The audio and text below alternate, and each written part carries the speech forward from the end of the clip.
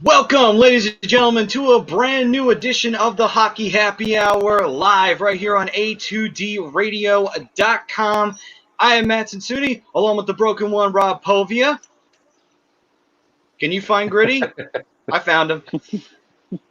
Along with the Dark Wing, Brian Daly. What up? And none other than making his first appearance, Mr. Michael Chromiak, Chrome of Lazy Booking. You can catch that on Thursdays with me, as well as Birds of a Feather on this night, Tuesday. And today we have a special guest here tonight, none other than former Philadelphia Flyers captain and 2007 Stanley Cup champion with the Anaheim Ducks, Mr. Chris Pronger. Welcome to the show. Thank you. Thanks for having me. Absolutely. And the Hockey Happy Hour brought to you by Specialized Physical Therapy. If you've got any kind of aches and pains, you can go to Cherry Hill, Princeton, or Burlington, New Jersey. Find them at www.specializedphysicaltherapy.com. Dr. Paul Vidal will take care of you there. And the Twitter poll question today is Chris Pronger winning the 2007 Stanley Cup the best moment in his career? We'll see if anybody disagrees. I was wondering if the Homer fan base might kick in and say no, it was when he was captain of the Flyers in 2011. But anyway, Despite the flag behind me, boys, I absolutely agreed with that poll. How could hoisting the Stanley Cup not be the proud? I mean, you're talking gold medals in this man's career too. So there's a lot of achievements up there. So absolutely, keep talking, Pop.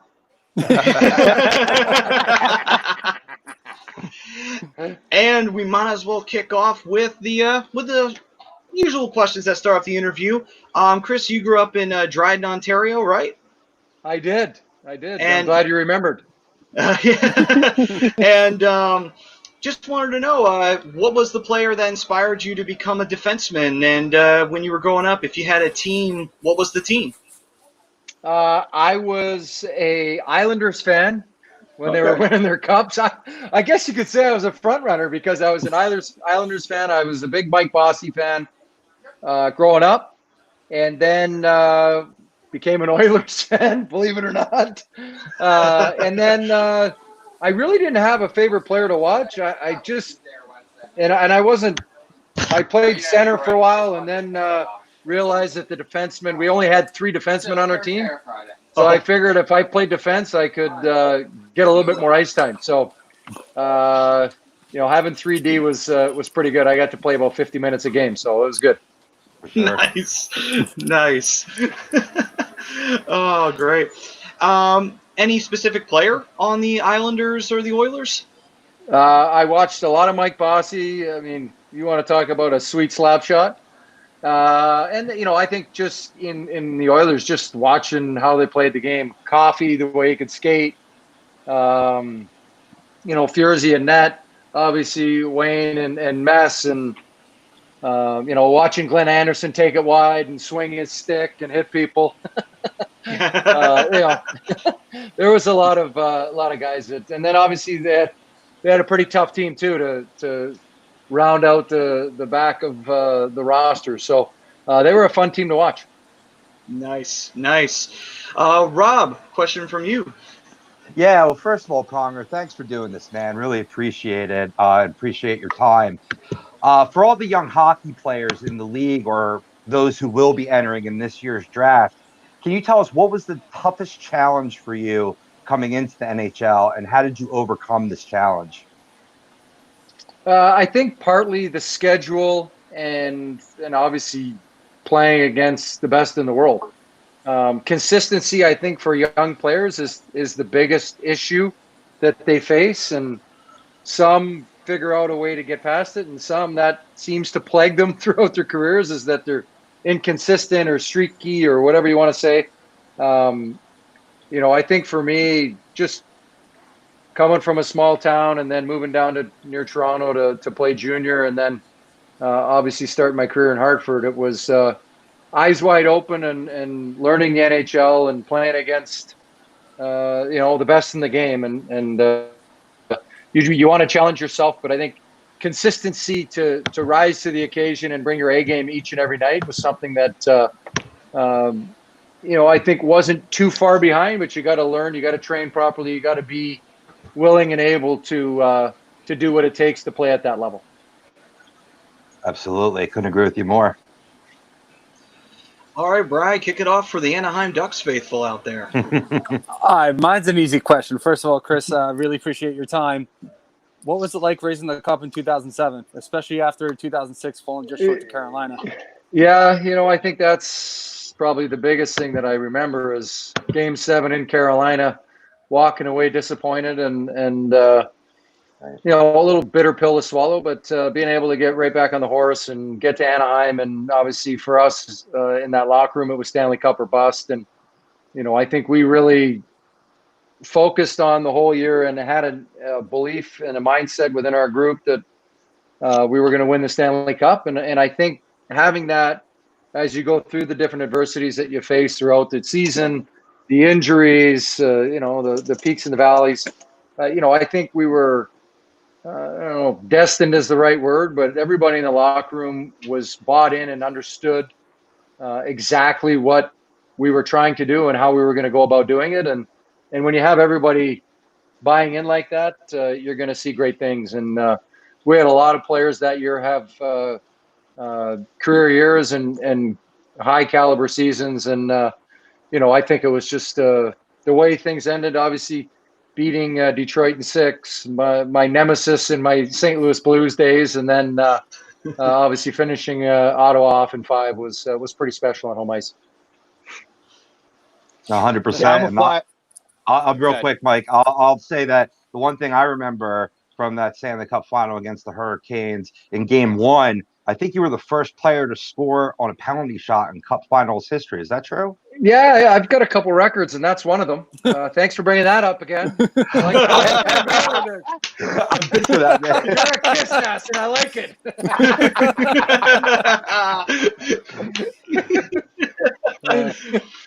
Keep it up. No, I mean, listen, I'm a Flyers guy, but I'm actually a baseball Cardinals fan, so I have a large contingency of fans who are Blues fans. So I am going to be probably your Blues guy and ask questions about that. And with that, you talked about, growing up and watching guys like Gretzky, and then you had the opportunity to play with Gretzky. Can you talk about what that opportunity was like? Yeah, it was my third year in the league, my first year here in St. Louis, and it was a little bit of a topsy-turvy go here in St. Louis up till that point. And, I think the great thing about having him around is it took a little bit of pressure off me with regards to the trade and being booed and everything. And I think being able to watch him, how he handled the scrutiny and the notoriety and the fame and the media and all the rest of that, it was pretty impressive to watch how he managed his way through the day and handled his requests and dealt with fans and all the notoriety and the scrutiny that came, with being the great one. So, I think for me at that time in my career, it was great to be able to watch him kind of go about his daily business and how he practiced and how he prepared and all the rest of those things. And, I think that really gave me an insight into, one of the best and certainly somebody who's taken the game to new heights at that particular time in his career. And, I'm thankful that we were able to get him because I certainly learned a lot from him and was able to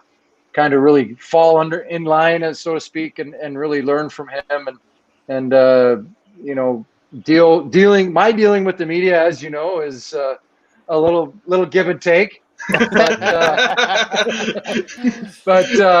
I think try to have fun with it, create those relationships with the media. And, I learned that from him and how he dealt with the media and how he talked to them, maybe not the same way I did. You got to be yourself and you got to be you, but, talking to them and calling them by their first name or their nickname or whatever, and creating that personal relationship and being able to, have serious conversations and real conversations, but at the same time, have fun and enjoy the game and enjoy the interaction because it is a long season.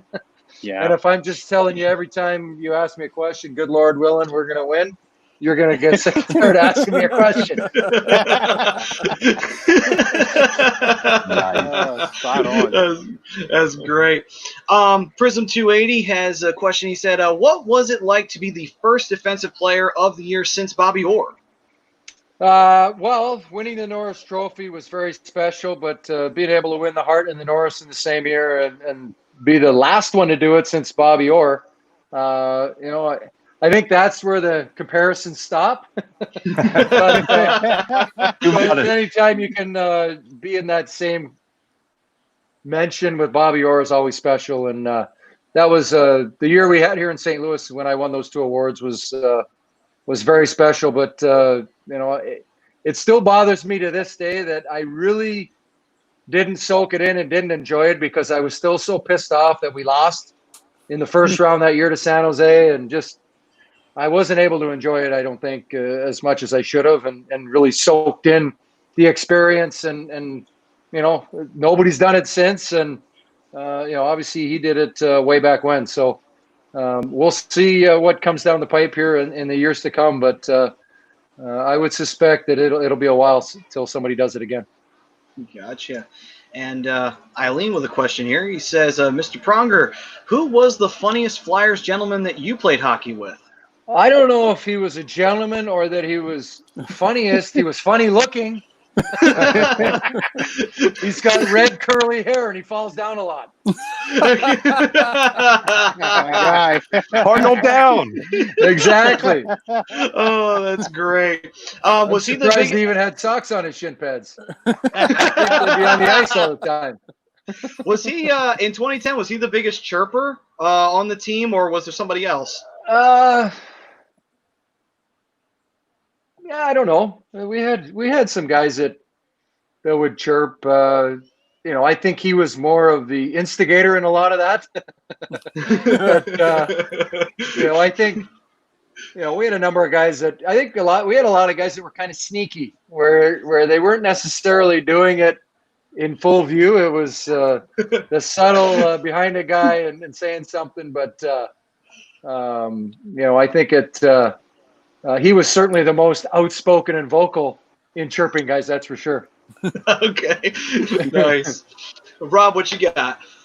Yeah, I know Richie was really good at that, doing incognito chirping. Yeah, washing for sure. It's just a subtle behind your glove. Yeah, absolutely. Well, piggybacking off that point, you played on a lot of great teams across the country.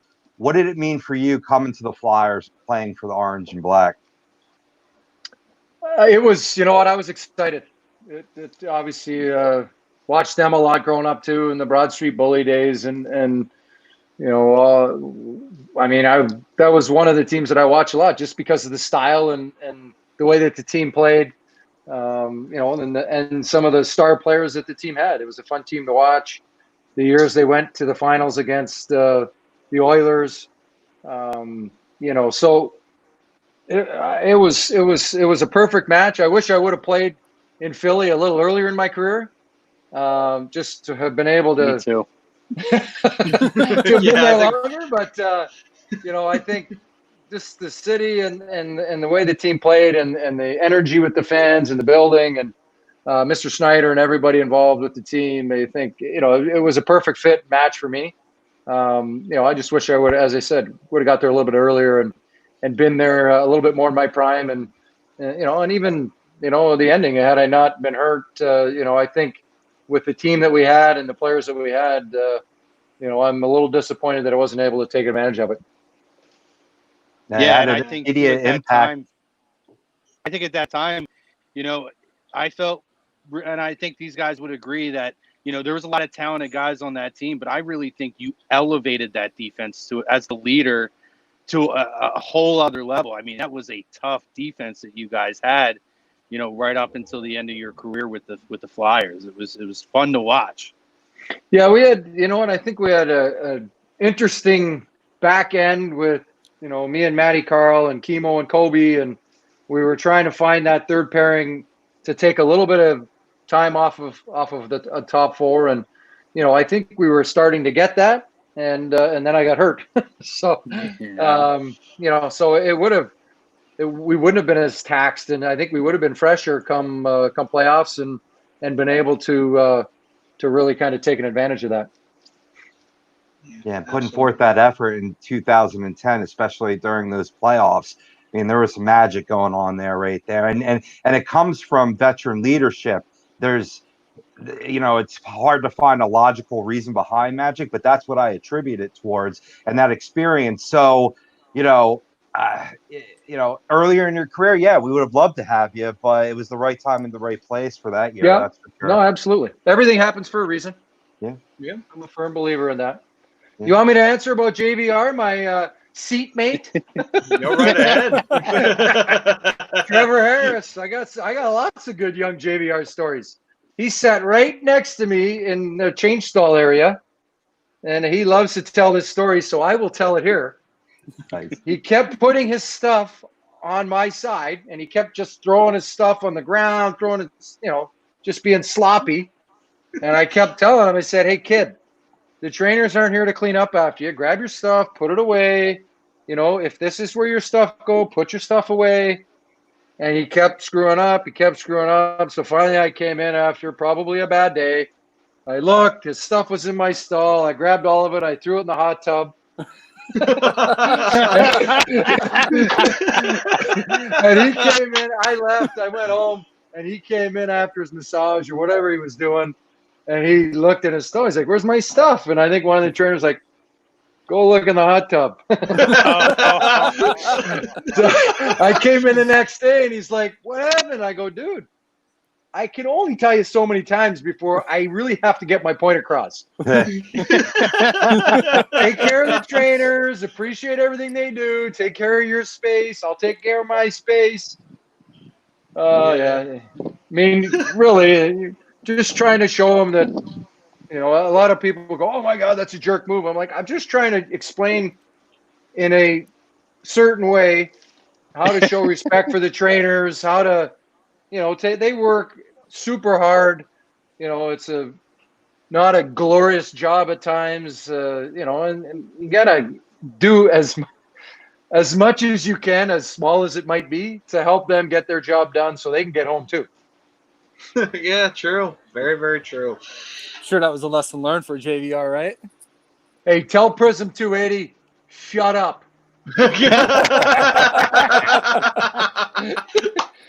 Hey, by the way, thanks for hiding behind your name.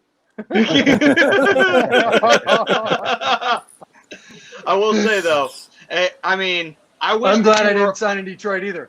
Yeah, I wish you were on. I wish you were on the Flyers in '97. It would have been great to see you bash a few of the Red Wings there in that Stanley Cup final. That would have been great. No doubt.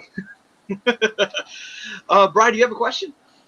Yeah, I got a couple. Let's go with.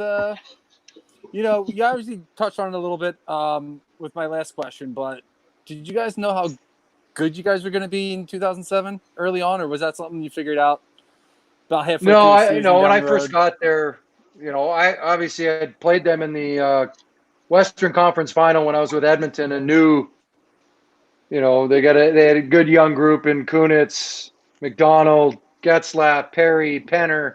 I knew they had a lot of good young players, and then obviously Teemu and Scotty and Robbie and Sammy Paulson, and so I knew they were. I knew we were going to be good, and again, much like Philly, I really like the style of play that we were going to play, and I think Randy tailored that style. I mean, it's the way he coached, but I think he tailored the style to match the group of players that we had. And, I'm sure people break down the tape and do all the different things, but we always had the lefty step up in the neutral zone and the righty would go back for the puck. So Scotty would go back for the puck. I would go back for the puck. They always, there was a lot of different things that we did. And so it was fun. We played a physical. We could play any way you wanted. We could play a 2-1 game, a 6-5 game, a tough game, a finesse game. It was a fun group of guys to play with. Yeah, I will never forget that. Every time it's on the NHL Network, I gotta put it on. Just, I gotta see Teemu raise that cup. I mean, yeah, so many different opportunities It's a shame you only got one. We got. I was gonna. So Henry Devine, he has a question for you. Henri? He's an old Hartford Whalers fan. Do you miss Loves the early Nebraska days and with the I'm Whale? sure. You said you had a pretty good core. Too bad we didn't see it through. Yeah, I think when you look back at some teams, that seems to be the same old story where they're unwilling to see the game plan through or the template through as you're drafting certain players and creating a team one way. You then move a few players and now you're unsure of the direction you're going in. I thought when I got there, I thought we had a pretty good team. We had Sean Burke in net. We had Pat Verbeek, Andrew Castles was great center. Jeff Sanderson, goal scorer, 40 goal scorer. We had toughness. We had a lot of. I thought we had a lot of good pieces. I think we needed to get over that hump. I think we needed to have a couple more years, but wasn't my team. I guess the owner didn't see it that way. Yeah. Well, it was a young team, so I could see that happening. But again, I think this is an instance of right time, right place. I mean, it was very early on in your career, had a lot of maturation that needed to be done. And going to St. Louis with Coach Keenan, I mean, certainly had to have a great effect on your career from there on out. Yeah, I think when you look at Mike and every stop he's been, he's taken usually a defenseman, sometimes a forward, but usually, you look at, Philly, he's grinding on certain guys, but he picks one young player to kind of break down, build them back up, create the mold, and then kind of let them flourish and run with it. He's not a technical guy. He's not an X's and O's coach. He's a motivator. He pushes buttons. But I think he was hard on me to get in better shape and train more and really push myself to try to be, at the top of my game. And, again, right place, right time. It was, one of those moments where it was starting to become the aha moment where I was starting to find that consistency and figure out how I needed to play to be most effective. And, he came along at the right time. Speaking of the Blues, in '98, during the Stanley Cup playoffs in Detroit, you took a puck to the chest, which was an incredibly scary moment. Reenactment. I mean, that was a scary moment. Yeah. So can you talk about, obviously that situation and maybe what those moments were like and the follow-up to that? Yeah, so I got hit right in the heart as it was about to beat. So my heart, this is crazy to think of. My heart thought it beat once. My heart skipped one beat, and that's how much oxygen is pumped out in one beat. Wow. Just went down. So I got hit. It hurt. I was like, all right, we're in Detroit. Prism 280, beat it. We're in Detroit, we're in Detroit and I get hit. I'm like, I go down, I cover the puck up, get the whistle. I'm like, all right, it hurt. I'm like, do not let these people see you down. Get up. So I'm like, I was right by the bench. I'm like, all right. But I'd already blacked out. And I got up, and if you watch it, and then I go down for the count. And luckily, I fell with my arms forward and landed into my arms, or my face would have been broken like Kevin Stevens. And next thing you know, I woke up, and I'm staring up at Gordie Howe's jersey. I'm like, in the middle of the ice. I'm like, how'd this happen? My shirt ripped open and everything's cut open. And I'm like, what's going on here? I look over and the guys are crying on the bench. Oh my gosh! I'm like, what's up? How's everybody doing?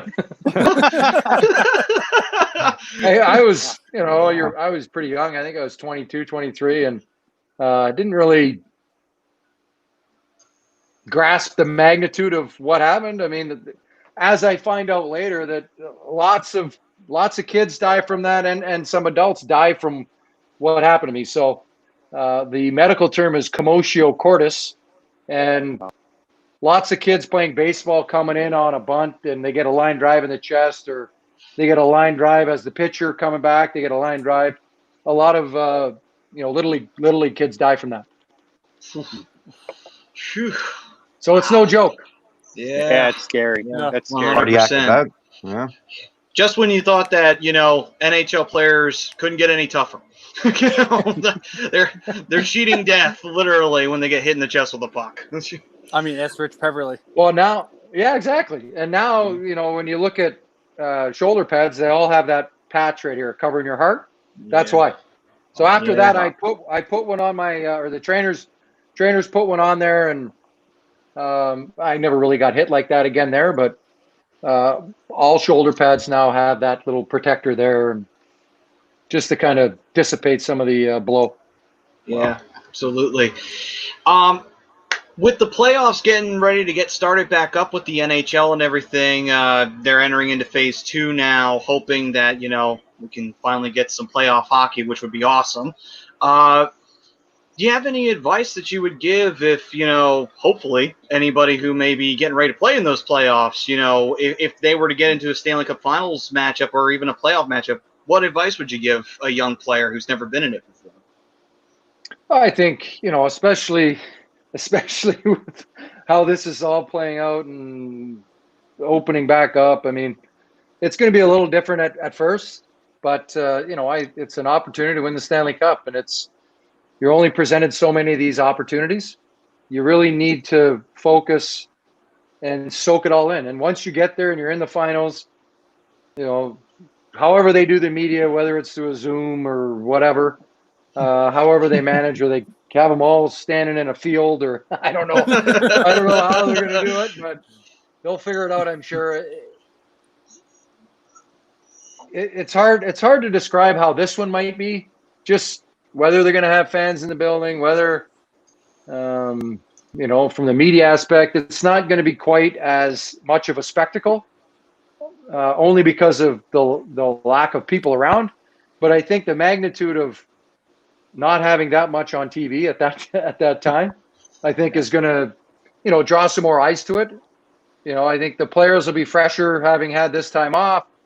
So in the end, you might see even better hockey based on how healthy teams are, star players, not being tired, all the rest of that stuff. So, because it can be a grind. It's 7-month season, and then you got 2 months of playoffs, and by the end of it, you're gaunt, exhausted, and it's taxing. But when you ultimately win, it's all worth it, and you do it again. Yeah, absolutely. And so, guys, got any final questions for Chris? Well, I got one. So since we brought up the whole bringing hockey back, Drew Doughty came out and said that the winner of the Stanley Cup would wind up having like a tarnished Stanley Cup. Would you see it that way, Chris? No, actually, if you think about it, there's more teams in this year, so maybe you put an asterisk and say all the other ones weren't as good. Maybe, yeah. If you're going to take the other side of the argument. Plus, right? being isolated from your family for 4 to 5 months. I don't think that's going to happen. I think that side of it's probably not accurate, but it's. I don't know. You could argue both sides of that, but you could argue that it's going to be harder because players are fresher. And a lot of it. Right. And they're going to have a lot of pent-up aggression and energy to be like, I want to do something. Yeah, and a large portion of the season was played. This isn't like the opposite of MLB. 89% of the season was already played. Yeah. Right. Like, we're not talking about MLB where they're talking 50 to 76 games of being played out of a 162 game season. Yeah. So, I think if anything, like you guys are right, it's there's a lot to commend with how unorthodox this is. I have a silly question, but I'm going to ask. Oh boy! How fun was it in the Celebrity All-Star game to give a little shot to Justin Bieber? It was just a complimentary. It was just a subtle massage on his back. And it's so funny that the camera guy I didn't even know the camera guy was there. I wasn't even paying attention to it. I was just kind of sticking with him in front of the net. He went into the corner Not very smart going in the corner first. Getting a little house going. The best thing about that clip, too, is he's legitimately trying to skirmish out, and you're really not giving too much force or anything, but you're just laughing the whole time. It was priceless. Well, he weighs about 120 pounds. Yeah. That's funny. Final question for you, Rob. Yeah, certainly being in the league, discussing player safety with the St. Louis Blues, actually with the NHL's player safety division. Nolan Patrick hasn't played a game this season due to a migraine disorder. What message do you have for, or have you told Patrick to keep his spirits up, and how can the league better protect its players? I don't know if it's really how he got it, how this all transpired. I know he's had concussions in the past. In junior, he seems to have had a history of injuries and different things that have happened over his hockey career so far, which is troubling for me, and I'm sure troubling for him.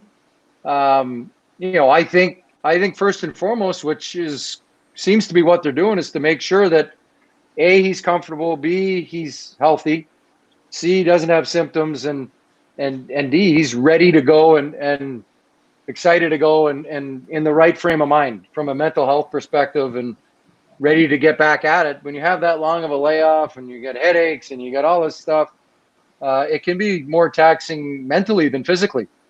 So, and he probably, when he really elevates, he might get headaches or he might, migraines.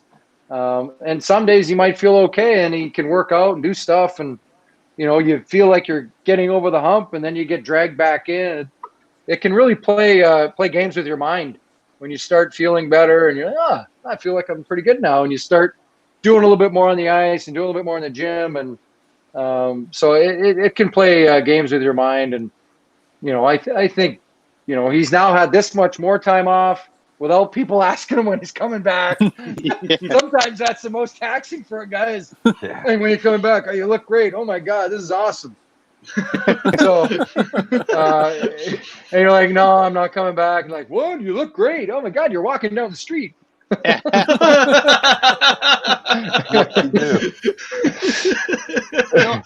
I do want to cheat with one last quick question. No, I'm sure you do, Michael. The Flyers this year. No, for real, the Flyers this year with Alain Vigneault coming in. It seems like Carter Hart's finally starting to put it together. Travis Konechny stepping up big this year. Kevin Hayes came in and made a huge difference. There's a lot of momentum behind this team. So my question is very simple. This year and going forward, is this team a legitimate cup contender this year, and do you believe that they will be for years to come? I think their young defensemen are now starting to turn the corner. It takes a long time to develop a defenseman. And you can draft a guy and he's 18 and then you got 2 more years and then he goes to the minors and then sometimes it's 2 or 3 years there. That's 5 years right there.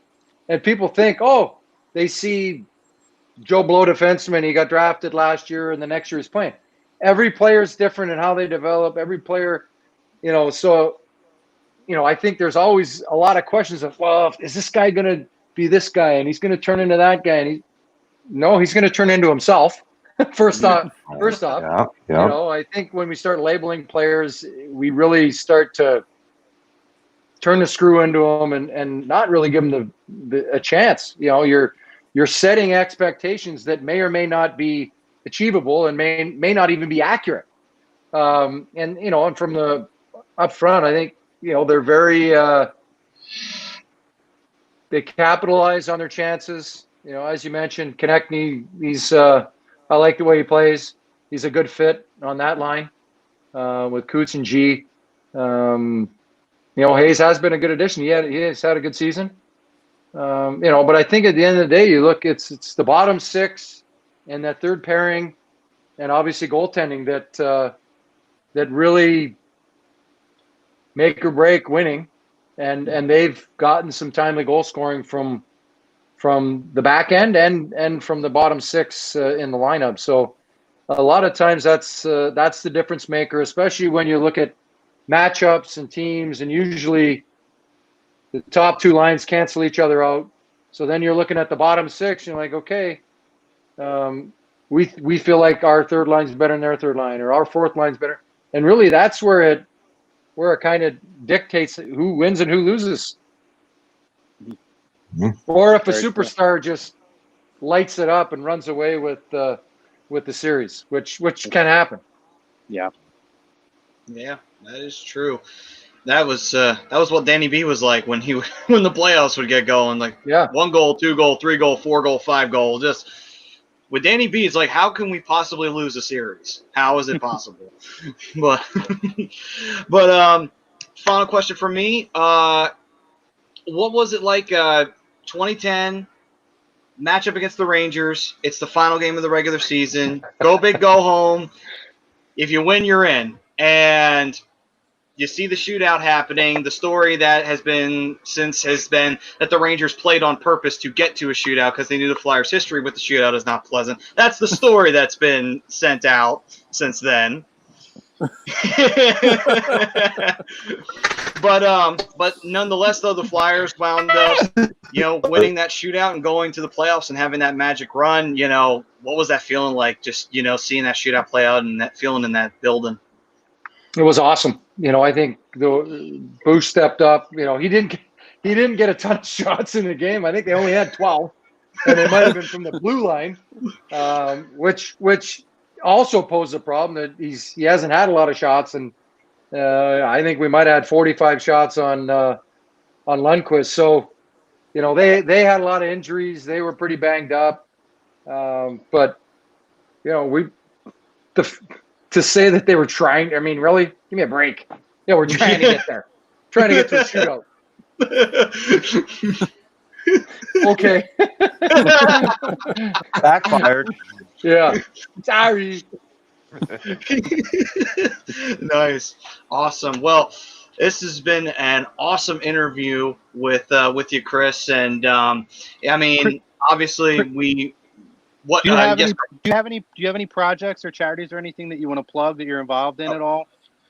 Yeah, my wife and I started a new business, wellinspiredtravels.com. It's the luxury travel business for athletes and high-level executives.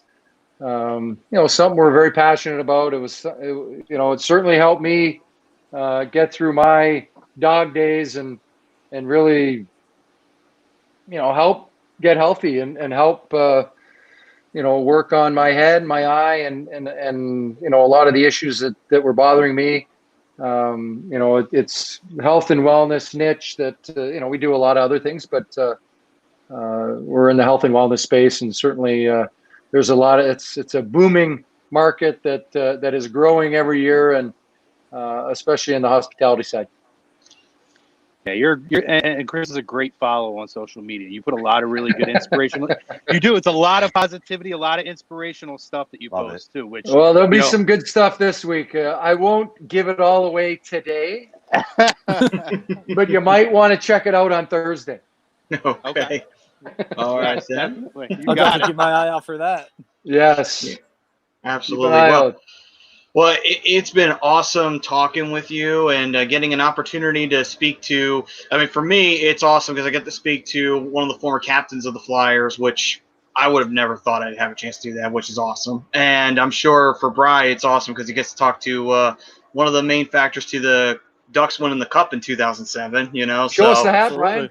Show us the hat. Yeah, baby. Yeah. Oh man, we just lost all the viewership in Ottawa. And not blowing any smoke here. You're one of my favorite players of all time. You might be my favorite Flyer. I'm your favorite now. I love it. Most tough. Love it. Yeah, we're going to be talking top moments in your career to fill out the show, so that'll be an engaging conversation to check out later on. Nice. Yep. Awesome. Yep. Well, thank you very much, Chris, for joining us. We very much appreciate it, and we look forward to seeing you, with what you're doing now and continuing to make the project, beyond, grow higher and higher and higher. Keep doing the inspirational posts on social media, and hopefully, maybe one day we'll see you doing something with the Flyers. Whether it's For sure. in the office or Prism hopefully- 280 again. I love you, baby. or hopefully. But thank you very much for your time, and we you. hope to see you one day. Hopefully, doing something with Philly or for Brian with the Ducks. Maybe there'll be a giveaway coming soon for a Flyers jersey. Nice. Ooh. I'll be keeping an eye on that. I need more followers. Yeah. Bring it in. Let's push it up. Let's go. Everybody. All right. Go. All right, then We'll help you out there for sure. Yeah, we'll have to get that social media Get up it here going. on the Let's go. bottom. Yeah, absolutely. Get that All up right. on there, Brodo. All right, thank you very much, Chris, and you have yourself a pleasant evening. And Thanks, guys. we wish you stay safe and healthy with you and your family. Thanks, you guys as well. Thank you very much. Thanks. Take care. Thanks, Yeah, Chris. best of luck Take in care. Florida. Thank you, Yeah. Chris. Thank you. All right, that was NHL Hall of Famer, former Philadelphia Flyer captain, and of course, former Stanley Cup champion with the Anaheim Ducks, Chris Pronger. That was awesome. Just getting a chance to talk to him, and just hilarious moments right there. That was awesome. Boy, am He I is glad I a dug this funny hat out. guy. Yeah. Good thing you did bring that hat out. And backstory for the fam out there. We were chit-chatting about 5 minutes with Chris before we went on the air. And Brian says, "Oh, Chris, I got my Ducks hat on, and it's backwards." And Chris is like, "Why is it backwards?" And he's like, "I got nothing to say. You're right. Put it You're just forward." like, when a guy like Chris Pronger says, "Why is your hat backwards?" You say, "I don't know," and you flip it around. Yes, Guys, and it was awesome. It was awesome. And then also, Prism 280 officially has been branded as property of Chris Pronger now. Oh, it's true. It's damn true. He was rolling. truth. He was rolling with Prism there. Yeah, he was. Well, it goes to show that if you shared a locker room with this man, one of your best friends, chumming it up, hamming it up with the boys, you sit on the opposite bench, totally different story. You're on the other side's team fan base, totally different story. Just ask the people in Edmonton how much they like Chris Pronger. Yeah, Sure. absolutely. And you know what? I mean, hey, they're entitled to feel that way, but it wasn't like he had the length of a career that he had in St. Louis at Edmonton and then asked for a trade. He was there for one season. It was a heartbreaking season. They went all the way to Game 7 and lost, but it was a rent-a-player situation. Really, his family, his wife, himself, really didn't want to be in Edmonton. And you know what? You have a choice to work where you want to work, wherever that is in the country. Why should a professional athlete be any different? I Yeah. mean, it's kind of weird, but because, like he said, he grew up watching the Islanders. He grew up watching the Oilers. You Right. figure like maybe Edmonton would be a place that he wanted to land. Yeah. I mean, good for Anaheim on my part, because it's where he went after Edmonton. He got that cup that he missed out in 2006. Yeah, absolutely. Can I just say, guys, and this was a great example as to why, like, if you're watching this show with us, fam, you should engage, because Chris picked out so many of the comments. I mean, hell, he may have a new best friend with Prism at this point. And it's true. They might be doing a buddy cop movie. So hold on. What kind of buddy cop movie? Before we jump in, what cop movie are we talking here? It has to be good cop, bad cop. And I don't know. I don't even know. I mean, Pronger is considered one of the dirtiest players. So could he be the bad cop, or is Prism the bad cop? And Chris is actually the voice of reason at this point in his life, because now he's motivating people. I'm fascinated by this. I am too. So, real question is Prism Danny Glover and Chris Pronger Mel Gibson, or is it the other way around? I mean, I don't know. That's a good question. It's gotta be the other way around. I mean, I could definitely see Chris Pronger being Danny Glover. He's rigged. Yeah, he's absolutely rigged. The way he cracks people to the board. Fun. We'll get my number top 5 moment. I got video evidence of how he took motherfuckers to the board. You know what I mean? So. That wasn't Bieber. But seriously, guys, like if there was ever an example on A2D, and we've done so many great interviews on this station of why you should join in, and we tell everybody, join in, send your comments in, send your questions in. We'll try to get to everyone, but if we don't, they may get to your question. Boom, prime example. Trevor Harris. I mean, there was like 3 or 4 of them that he picked out himself that we didn't even get to. Yeah. So, awesome. Yeah, I mean, absolutely. Going back to the hit that Rob was talking about, ask Daniel Cleary. When he was with the Red Wings, he almost put him through the glass. Yeah.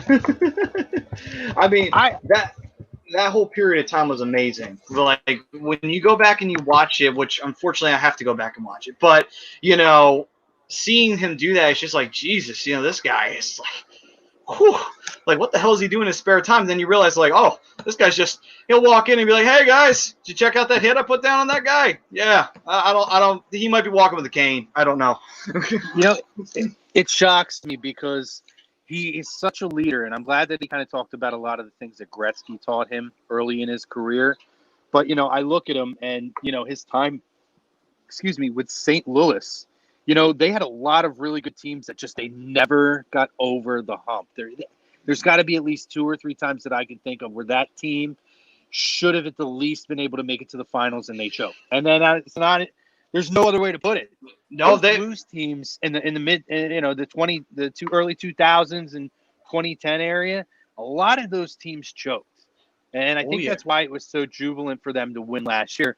But even with this team, guys, I mean, I have always loved Pronger. I'm happy he got one with the Ducks because that's a guy, he didn't deserve to be a Dan Marino type of player. He's one of the greatest defensemen to ever play this game, one of the most physical guys. He's an imposing leader on the ice.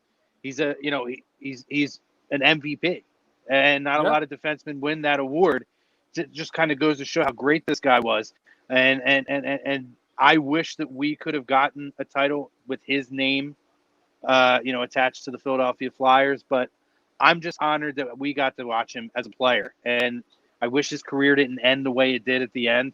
But I don't have a lot of my old Flyers shirts. But you guys saw when we announced that that Pronger was going to be coming on, Maddie, I had my Pronger shirt ready to go. He is probably him. I'm not a big probably him, Leclerc, Desjardins in my lifetime are my favorite Flyers. So awesome to get to talk to him. What awesome freaking stories. The puck to the chest. Who thought he was going to do the you know what I mean? I was like, oh, okay. I guess we can joke about this. Okay. Yeah. He's got such a great personality. Like, even if you go back and watch his post-game interviews, especially during the Stanley Cup Finals after Game 1 against Chicago, he was just all laughing and joking and just giving it to the media that was giving it right back to him. And, he's got a great personality. He's got a great head on his shoulders, and he's just a great dude. It's just nice to see that he can laugh about some of that stuff too, which makes it even better. Yeah, and what was special about him was that you saw him years dominating with St. Louis, Edmonton, and again with Anaheim, and then you get him in your home colors, and you get to see him fighting for your team and perform well and perform at a high level. The history of the Flyers getting older players has not been that great, but he definitely fit the bill. He definitely answered the call. Yeah, absolutely. Yeah, because I think there was a lot of controversy with how much he got paid. But I have to say, I don't want to say he got paid, with the contract that he received.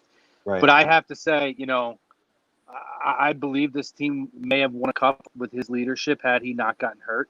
And it was it was an unfortunate end. But again, we can look back, Rob, and we can say, whether he won a cup with us or not, Daly, we all here had the honor of watching this guy day in and day out for multiple seasons. Right. Defend the logo that we wear so proudly. So it was awesome. Yeah. I mean, he's a great guy. Absolutely. Yeah, absolutely. And I mean, obviously, plenty of great moments that we brought up, and also funny stories that he said, especially the one with JVR where he threw his stuff into the hot tub. That was pretty funny. Hilarious. I'm not gonna lie. And Prism saying, I wanted to know who Pronger knew instantly he wanted to fight, but I didn't want to hear my name on the end of that one. That's a good one. I would not doubt that his name would have came out too. Yeah, Oh, probably. yeah, not at all. You would have came right after him. All he had to say was Detroit, and that's all he had to do. I bet you if Prism was doing it by like one of those voice texts, he would have said "duh," and then at that moment, Pronger would be like, there we go. I love it. There it is. There it That is. is amazing. I love it. I love it. That is awesome. All right. So, to finish out our show, Rob just saw it. I was looking down answering a comment, or that's fabulous. Sorry, played me. That's great. But yeah, so to finish out our show, we're going to do our top 5 Pronger moments to close out this bad boy and say goodnight to everybody. Which actually we can say goodnight. It's not going to be midnight when we finish for once. Wow. So you're welcome, boys. Yes. Thank you, Chrome. And thank you for getting the interview. Thank you. Maddie, real quick, before we go into that, I got a couple factoids. These aren't my top moments, but these are just important things that I think our audience needs to know if they don't know. Sure. This one was impressive. Pronger led a team that traded for him to the Stanley Cup Finals 3 times in a row, Edmonton, Anaheim, and Philly. Conversely, no team that traded Pronger away qualified for the playoffs even the following year. Yeah. It's definitely true with Anaheim. Yes. For sure. But and then in 2017, he was named one of the 100 greatest NHL players in history. Cromer brought this up during the pre-show. During this upcoming season, 2021, his 44 will be retired by the St. Louis Blues. Yeah, we didn't get to that. I wish I would have asked him that instead of the Bieber question, even though the Bieber question was pretty great. But it was certainly. I mean, it's well earned. I would love to see his number get retired in Philly too. I mean, obviously, I would like to see it in Anaheim, but that's not going to happen. I spent too much of short time there, but it's going to be forever etched in a lot of Anaheim Ducks fans' memories. Is he was a big part of why the Ducks brought a Stanley Cup, the first Stanley Cup, to Southern California. Do either of you guys know why he went from 44 to 25 with the Ducks and then 20 to the Flyers? 44 was already taken by Robbie Niedermayer in Anaheim. Right. Trying to think if we had a 25 on right? team. Was still a Flyer at that point when he had 25, right? And then Timo had 44. No, Primo was retired by then because of his concussion problems. Or then maybe Matt Carl having 25 and Timonen having 44. That was it. Yeah. And 20 is a great number in Flyers history too. So, that works. Definitely works. He's a proud recipient of that number. Yes. He made it look better than RJ Umberger. Yeah. Especially when we brought him back and he did absolutely nothing. So, yeah, we can safely say that. Prison 280 saying, I want a poster of the Step Brothers with our faces. Then I'm going to autograph it and send it to Pronger and sign it with XOXOXO. Oh, my God, that is great. I think Prism has won the comments today. I don't think there's anybody who could remotely challenge him tonight. Winner. He had it won when Pronger just told him to shut up. Yeah. Then that was a winner right there. Yeah, absolutely. All right, guys. So, top 5 Pronger moments. Let's kick it off with our number 5s. I'll start off. Mine is probably not that well remembered, but it's special for me. We were playing the New York Islanders in 2010, and this is when the Islanders were shit. Let's just call it what it is. And they just signed Rick DiPietro to that long contract that looked like why would you sign a goaltender who's not really proven he's capable of that kind of contract? Next thing you know, we're rolling them. We're almost in double digits. We're almost at 10. DiPietro does something. He either hit someone or he started doing some kind of dirty play with the paddle and knocked somebody down on the Flyers. Pronger gets the puck on the next play, looks right at him, and shoots the puck and scores on him. Just fuck you, DiPietro, and scores a beauty right on him, and the Flyers wound up going into double digits on him. I'm like, wow. Like, that's a special moment for me personally, because it's like Pronger literally just said, screw you for what you did. I'm going to score on you. Enjoy it, DiPietro. You're not worth that contract, and he definitely wasn't. No, you could tell a few years later that Rick DiPietro was not, because he pretty much disappeared. I'm pretty sure he's still getting paid by the Islanders right now. He is. Yeah, unfortunately, we don't really have much room to talk in terms of signing a goaltender to a bad contract. You know, name like Briz Galov might come to mind. But anyway, on to Rob. What's your number 5? My number 5 goes back. I referenced it earlier. In his early years with the Whale, he exposed Matthew Barnaby with a series of lefts and rights in one of the all-time great fights in hockey history. Yeah, I'm not going to take the chance of playing it just for copyright infringement, but if you boys want the link offline, or maybe I'll post the link in the comments, he just absolutely, I mean, Barnaby even got his jersey off, and that only helped Pronger to just rain right crosses, uppercuts. And we all know I'm not a big fan of Matthew Barnaby, so definitely one of my favorite moments for sure. What's funny about that fight, and I actually was watching that fight earlier today, was there was probably about 10 seconds where you see them just hugging each other, and you watch and you see his left hand just shaking. He's trying to get that jersey off his left hand to get it free. Right. I'm pretty sure he did at one point, and the fight ended shortly after that. Yeah. Oh, yeah. He didn't stand much of a chance at all after that. Brian, what you got at number 5? Mine is a Flyers memory. It Okay. is. I don't remember what year it was, but it wasn't the Stanley Cup final. Chicago. They were playing Chicago, and they were tied, getting ready to go into overtime. Well, there was a 3-on-1, 2-on-1 break, and Chris Pronger's hockey IQ and awareness was great. He knew to jump in on the play, so they turned a 2-on-1 into a 3-on-1. Well, puck gets dished right to Pronger. Pronger deposits it into the net with 3.2 seconds left on Cristobal Huet to win the game with 3.2 seconds left on the clock. That's always pleasant to see. One of my top what's moments. Even better is watching Huet turn around and just break his stick on the net. A 2-hand shiv right to the top of the goal. That's exactly what happened. The crossbar. Too. Yeah, for sure. Yeah, I had that lumped in later on in my list, but it was interesting against the same team they matched up against in the finals.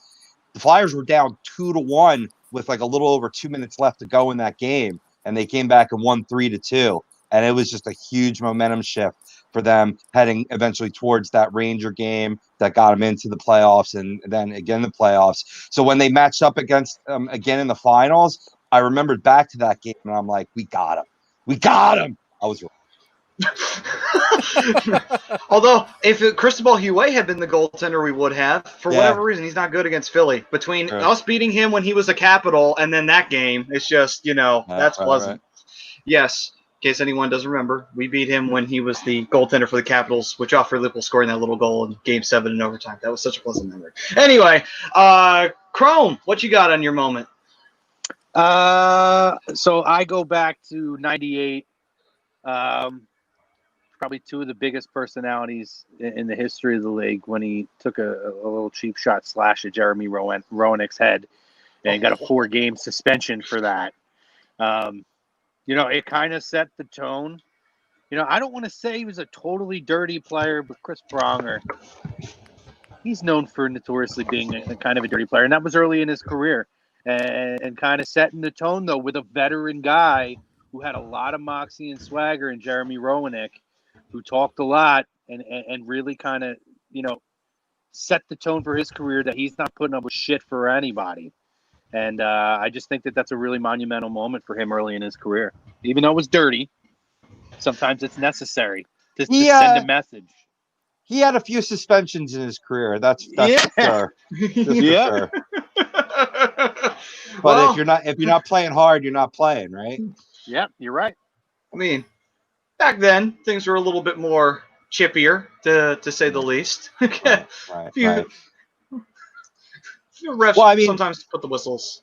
there's dirty, Yeah. and then there's like trying to stomp on somebody's leg with a skate. You know what I mean? He wasn't doing shit like that. You know what I mean? That's Hockey that you're wrong. He did do that actually. was never He proven. actually It was never Never proven. proven. It was never proven. was that was Kessler, right? Am I incorrect about Brian that? Kessler. Yeah. Yeah. Mm-hmm. But you're right. You're right. You're right. That's why I said it. The hands bleed. Well, Innocent somebody until gave it. proven guilty. Well, on the first review, they said no suspension. No, it was fine. And then someone gave him another camera angle. So there was a whole conspiracy around that. Conspiracy around the contract he signed with the Flyers. A lot of conspiracy followed that man throughout his career. I mean, Yeah. naturally, it's probably gonna follow somebody, especially the way he played. I mean, the same thing's going to happen to Zach Cassian now that he kicked that player in Tampa Bay. Yeah, but Zach Cassian is a piece of shit. So, there's the difference between the two of them. True. But, all right, let me see. My number 4 spot, my number 4 favorite moment was the chirping back and forth between the Blackhawks and him in 2010. And remember how they had the newspaper with him in the tutu? I thought that was funny, honestly. When I saw that, I was like, really? That's their best comeback on him, is putting him in a tutu? It's actually hilarious, honestly. I did not find that. I just thought that was hilarious. Like, wow, he really is grating on him that bad that they had to respond in a newspaper. That is great. Why not? I mean, you got to do something, right? That's true, but it's just pleasant when you see your guy getting under the skin of the other team. It's fucking great. Oh, absolutely. Yeah, pretty much. This isn't on one of my moments, but even in the Stanley Cup Finals games 1 and 2, him taking the pucks off the ice, Yeah. just so Cristobal Hugh or who was it, Anthony Niemi couldn't get the Niemi. pucks. Yeah. Yeah. He went in and took the pucks. He threw Dustin Bufflin's puck in the trash, didn't he? Yes, he did. Did. He picked it up and he threw it in the trash. Well, he said it himself. I mean, it's such a mental game, and if you can get the opposition in their heads and just off their game by doing like shit like that, it's very valuable to a team. Absolutely. That is absolutely It's just true. a funny story. It's just it's fun stories. Like it's it goes back to what his relationship with the media, whether it be Philadelphia, the national media, whatever. Him having fun with them. YouTube his post game press conferences after game 1 and 2. It's hilarious. Just the way he goes, because they keep bringing up, why did you throw Dustin Bufflin's puck away? Why did you throw Dustin's puck away? He's like, I answered this already. What are you talking about? I answered this already. So he's like, well, you were way over there when I answered this, right? No? Oh, well, I guess I'm going to have to answer this for a 4th time. That's So, That was great. That was great. That whole time with that Blackhawks team was just amazing. It's just like, man, if only he was there for the rest of it. Oh, it would have been great. Imagine him in the Flyers facing the Penguins in a playoff series. And the shit that him and Crosby would probably say back and forth to each other. Oh, my God, it would be freaking classic. Oh. But anyway. they weren't? No, because when Pronger was on the team, 2011 we faced Buffalo, and in 2010 we faced the Devils, we faced the Bruins, we faced the Canadiens, and then we faced the Blackhawks. We never had him when we were facing the Penguins, unfortunately. He wasn't a part of the team in, what was it, 2012 when they faced the Penguins in the first round? No, because by that, well, technically he was, but he was on the long-term injured. He never played a game in that series. I got you. All right. Next up, number 4 for you, Rob. This goes back a ways too, but not so far back as the Whale with the Hartford Whalers. While in Edmonton, Pronger absolutely decimated Daniel Cleary of the Detroit Red Wings into the corner boards, despite Cleary coming in heavy and leaving his feet. Kind of like a la, like you say, with Justin Bieber. He came in on me. So, I mean, you got to go back. It's also in that same clip, that YouTube clip that I dropped in the comments around the 138 mark. It was just, I remembered it back in my early hockey fandom, and it was the greatest hit to me of all time at that time. It's actually kind of funny bring that up. that's my number 4 as well. Nice. Just the fact that, that might have been one of the greatest hits that I've ever seen in my life. Yeah. Like you said, came through the corner. He was coming in hard. Pronger was just standing there. And, he goes to try and squeeze through him, left his feet. Pronger's like, hi, boom. Left, pushed him up. He, honest to God, he cleared the half board. Yes, he did. When I say that if the glass wasn't there, he would be 5 to 6 rows deep, would be an understatement. He would be 5 to 6 rows deep in the seats if that glass wasn't there. The announcer of that game was like losing his shit. Like, he cleared the boards with him. The glass saved his life. Yeah. Oh, yeah. For sure. So that is both you and Pove's number 4 spot. Chrome, what you got? Yeah, I don't know if this is my number. I'm just sprouting out 5. I don't know if I'm ranking them because this might be one of my top ones. But Fair. I go back to the 2010 season, not in the finals, a regular season game though against the Blackhawks, where he hit a buzzer beater to win the game for them. And I remember that season, watching that highlight going into the finals as well, quite a bit, and thinking, man, like this team really is going to have a chance. And we all know it's exciting when there's a last-second goal that happens, to win a game for your team, and it sucks when it goes against you. But I just, I go back to that year and think about some of the real highlights, and to do that against the team that you end up eventually facing in the Stanley Cup Finals was pretty special. So that would, I don't know if it's my number 4, but it's one of my 5. Gotcha. All right, then. So we go to number 3. For me, this is another one of those ones that I remember seeing, and it meant a lot to me when I saw it. 2011. Pronger had suffered an injury, and he wasn't playing in the quarterfinals at the time. Game 6, Flyers lost in OT in Game 5, so it looked like, shit, we're going to get beat by fucking Buffalo again. And I was fucking losing my shit. And we're Game 6, tied game, and I see Pronger's playing.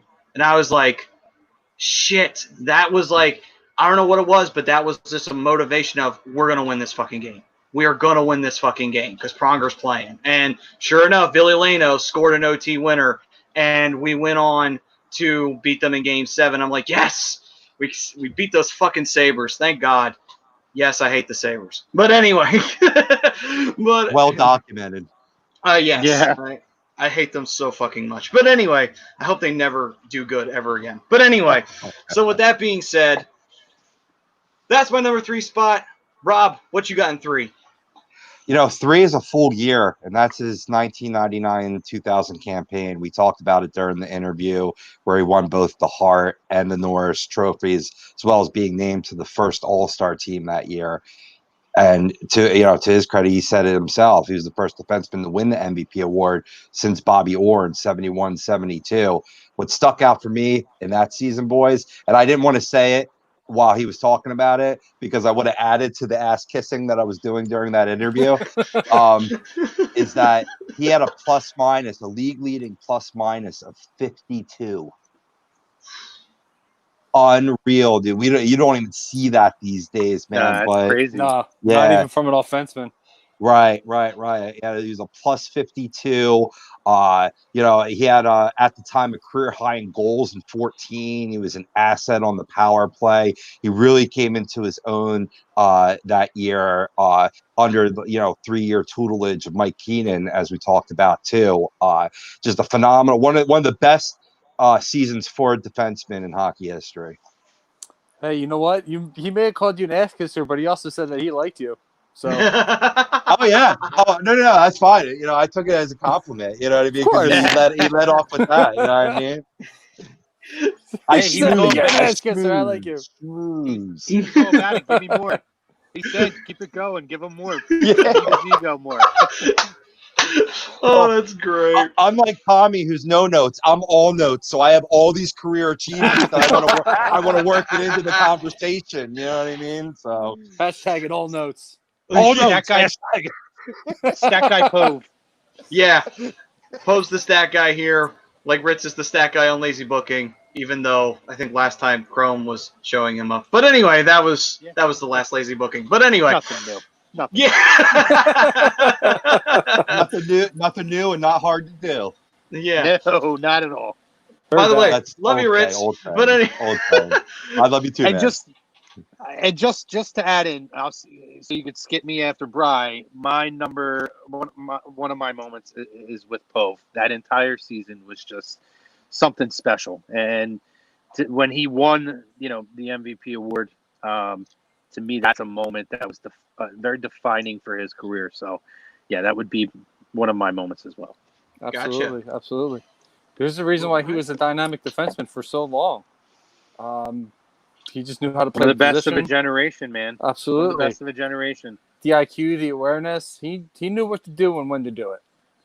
And isn't it crazy, though, to think, though, like, you didn't even think about it. I didn't think about it right away at how young he was when he played with Gretzky.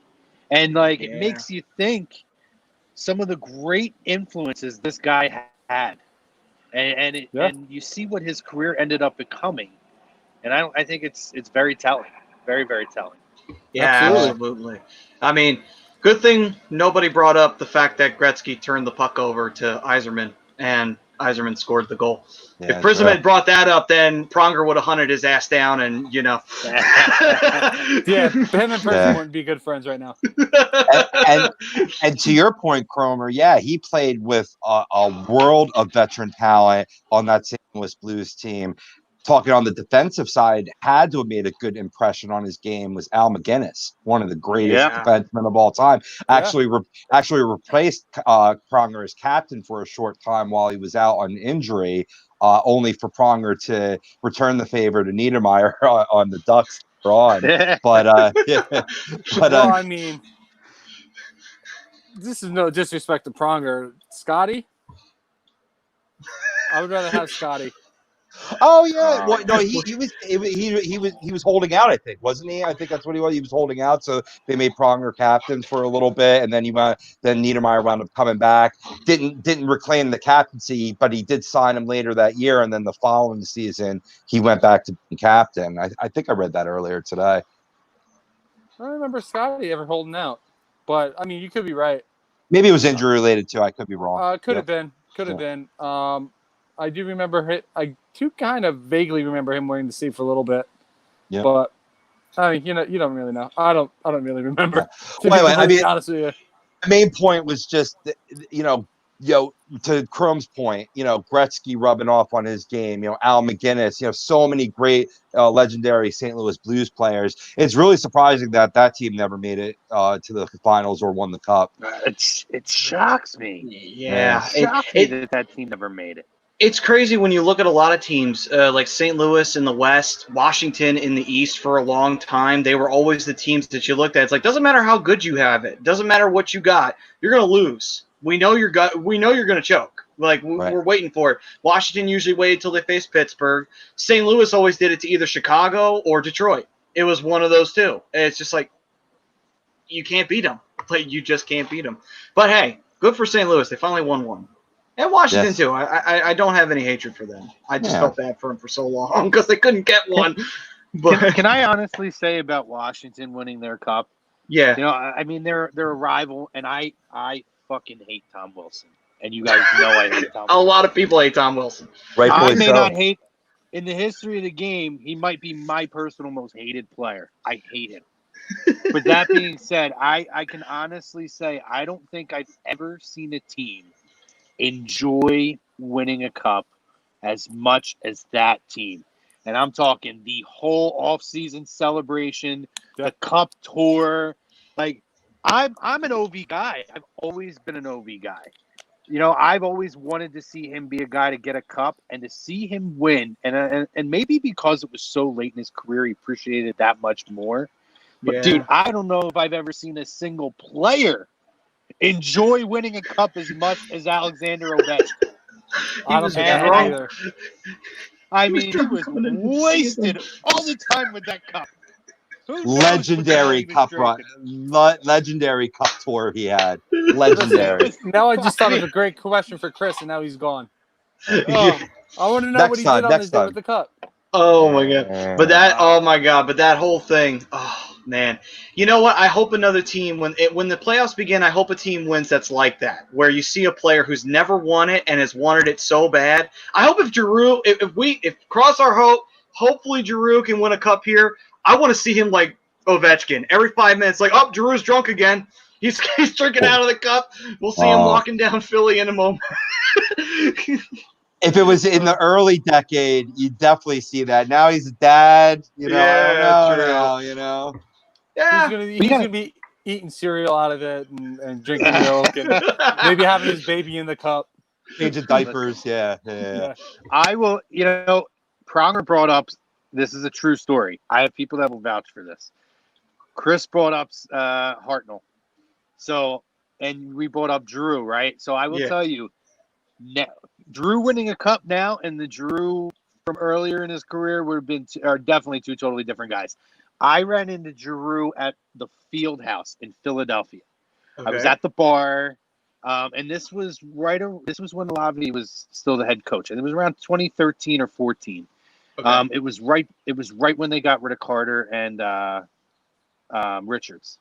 Okay. And Lavi was kind of bringing the hammer down. Anyway, I'm at the bar and I feel myself getting nudged. So I'm annoyed, but I turn around and I'm like, oh my God, that's Claude Giroux right there. It's Claude Giroux talking to somebody and he kept moving and bumping me, right? So I'm not going to be a dick to Claude Giroux because it's Claude Giroux. Normally I'd be like, bro, give me some space. But I'm like, oh my God, it's Claude Giroux. So I do turn around again, though, and he does apologize to me at first, right? So I start talking to him, and he's with Wayne Simmons and Coburn, I think, was there, and somebody else. Nice. Anyway, I start talking to him, and I'm like, now we're hammered. He's hammered, I'm hammered. We do a shot together, and I swear to God, because my buddy's wife always says I'd never believe it if I didn't see it with my own eyes. She was there. I say to him, yo, I was like, I always tell people that you and Hartnell are in my ginger gang. And he goes, fuck yeah, I'm in your ginger gang. Ginger fucking rule. And he gives me a big bear hug, Drew, and picks me up. And I was like, yeah. Then we gave this huge high five. And I was like, yeah. And then I turned around and I was like, all night I kept saying to people, I was like, Drew said he's in my ginger gang, bitches. And I'm telling you, it's a true story. My buddy's wife, I said, I would never believe that if I didn't see it with my own eyes. God, that is great. That's my early days wasted Claude Giroux story. It was awesome. That is awesome. Oh, that's brilliant. One day far in the future, after Chrome has left this earth, his gravestone's going to say there and be like, here lies Michael Wesley Chromiak. And G was in my ginger gang. On the epitaph. I was going to say, G was in my ginger gang, bitches. Bitches. Yes. Dude, and it was funny too though, because that was when Lobby was bringing the hammer down, and so they were going to bars, but they were strongly encouraged to not take pictures with people in bars because of the stuff that Richards and Carter did. He was telling me all about it. Because of the shit that they pulled when they were here, and the Flyers were starting to get a bad rap, and he's like, I would take a picture with you, man, but I can't do it in the bar. And then by the end of the night, I was too drunk to remember to ask him to do it outside. So it was awesome. It was awesome, though. Great experience. I'll never forget. I don't need a picture to remember that. Exactly. No, not at all. Some So I memories guess don't need pictures. No, you're right. They belong up here. I would love to have seen the cup tour he would have did though at that time. Oh man, if it had been 2010 and they won, whoo, holy shit! I don't know if Philly would have survived. I don't know if they would have. He would have been pulling a Rob Thomas in St. Louis and puking in the car during the parade. Oh, probably. Probably. Oh my god, that's great. So Bri, what was your number 3? Holy shit! My number 3 is actually a point that Rob brought up earlier. Pronger's penalty shot in the 2006 Stanley Cup final to open up the scoring. It was just a great moment. Don't exactly remember what happened. I believe a player's glove was on the puck in the crease. Exactly. Which is why they called the penalty shot. Why Pronger took it, I'm not 100% sure. But can I tell you, that was a snipe. It didn't go top corner, but he went right between the blocker and the pad, just slipped right in there. It was a nice shot. It was a good play. Opened up the scoring, and I think you said it was a record, right, Rob? Yeah, well, he was the first player in NHL history to do it. I don't know if anyone's done it since, but yeah, I watched that video too, and I was curious. I was like, why are they going to pick Pronger of all people? And it had to have been something that he had on the goaltender, and obviously it came to fruition by scoring. But yeah, it was the first time ever in a Stanley Cup final game. Well, maybe he was the last one to take that shot. I'm not exactly sure how that was going to work, Right. but Right. Usually the team can pick from anyone that's on the ice actively when it whistled, but yeah, I mean, like I said, maybe he knew something, maybe he was less touch the puck, it could have been a Mighty Ducks issue. Just let Chris finish what he started. Yeah. When Charlie was taking his penalty shot. True. There you go. Let him Yeah, finish what he started. That was actually my number 2. So moving past that, for me, we go to Rob. What was your number 2? Well, as we go up here in the list, or just rattling off our top 5 in any order, we're going to have some duplicates. And here's another one. And it had to do with the buzzer beater that Crone brought up and Brian brought up. But just overall, him coming to the Flyers in 2009-10 season and just being an absolute force to be reckoned with in their Cup Finals run. Like I said, this team has had, grizzled veterans come to this team and sort of flounder and not bring their A game. Well, Chris definitely did. We could have used that buzzer beater in the finals, but he was an absolute huge reason the Flyers made it so far, all the way to the Cup Finals, and he was just a pure wrecking ball that year and really throughout his career. Yeah, I mean, he had a couple really good hits in that series. One on Patrick Kane to send him spiraling. This is one of my favorite hits that he had in that entire series. And I kind of want to ask him about it now. Jonathan Toews had the puck and comes going from corner to corner. And Chris Pronger's just standing there. Just minding his own. I guess he was just like minding his own business or whatever. Jonathan Toews looks like he tries to hit Pronger. It's like hitting a brick wall. He went, boof. Yeah. Toews goes down. Pronger doesn't even move. I wanted to know how hard he was laughing at that moment.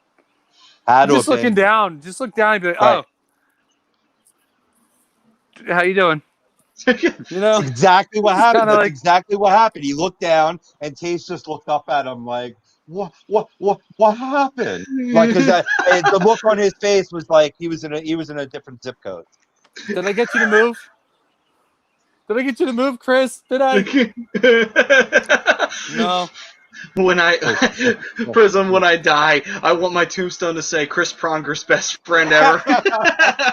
Hey, it was just National Best Friends Day the other day, so good timing on that comment. Yeah. Perfect. So we got Bri, Rob, Chrome. What you got? Yeah, mine. It's like a twofer in a sense of it's the day that we found out that the Flyers acquired Pronger, and seeing him for the first time in a Flyers uniform. Just again, it's a guy I had so much respect for. Was always one of those guys who was one of my favorite players to never play for my team, and then to have that honor to be able to watch him finally, and it's a guy I never would have thought would have played for Philadelphia. To me, at that stage of his career, I was very shocked, and the production that we got from him. I can still go back though, and I went out and the first day that a Pronger shirt was available, I made sure I had one. I still wear it. I just go back and I think of the day that we acquired him and how excited as a hockey fan that I was. I fell out of hockey a little bit. After the lockouts and different things like that. Hockey was my sport all through the 90s and early 2000s. But Pronger kind of reeled me back in a lot when they brought Chris Pronger in. So, nice. Yeah, for me, and that probably is a 2, might even be my number 1, just kind of tying those two together is the day I heard about him coming and finally seeing him in a Flyers uniform on the ice. Yeah, I mean, I can atone for that. Seeing him traded from Edmonton to Anaheim, it's one of those things where it's like a surreal feeling. Like, I watched this guy just dominate people left and right. And he was that guy you hated playing against because he was that physical force. He was one of, if not at the time, the best shutdown defenseman in all of hockey. And just to see him like don your team's colors for the first time, you're just kind of like, all right. Yeah. All right, this is going to be fun. It's like a dream. Matched up. Exactly. To see him matched up with like Scotty Niedermayer and being on a team with Timu and Robbie, like he said, that was a team that was ready to win at that moment. And to add Chris Pronger to that back end, it was that 2007 Anaheim Ducks team was something special. And it was great to have him be a part of it. Yeah, and I feel like that doesn't, you don't get those opportunities much in professional sports. I can go back, I can maybe think of two other times where that really happened for me, and that was 2004. St. Louis Cardinals got Larry Walker, again, one of my favorite players to never play for my team. Yeah. And he was a difference maker in that 04 run when really they should have won the World Series, but ran into possibly the hottest playoff team in the history of professional sports in the Red Sox, who came back in 03 and beat the Yankees.